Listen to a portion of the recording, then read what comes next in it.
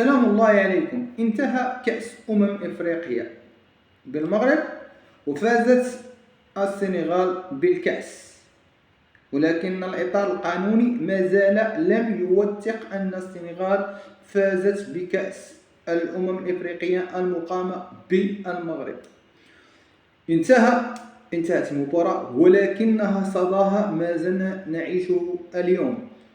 لقد أكد الإعلام السنغالي تم الاعتداء على مجموعة الطلبة المتخصصين في طب الأسنان والصيدلة بالكليات السنغال اليوم إلى العنف والتعنف من طرف السكان. إذن المغرب كان ذكيا في أخذ المسار السياسي، وهو عدم إنهاء المقابلة، لأن لو أنهى الحكم المباراة بفوز المنتخب المغربي لكانت الكارثة. والحمد لله أن تم تدخل الأمن الوطني لكي يحد من العنف داخل الملعب.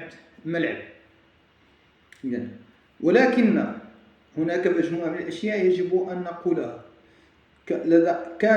كان لتدخل قوى خارجية مثل دولة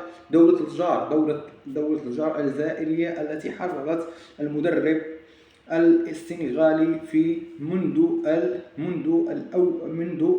منذ بداية المباراة، في أن لو حصل ضربة جزاء في المقابلة يجب عليكم أن لا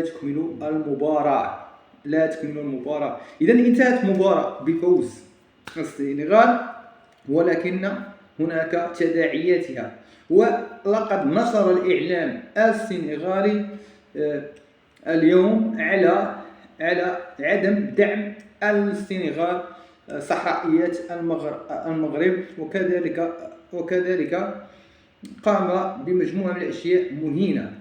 وقد قام اليوم بإنزال عقوبات قاسية على المنتخب السنغال، وكذلك على منتخب جارة الشرقية الجزائر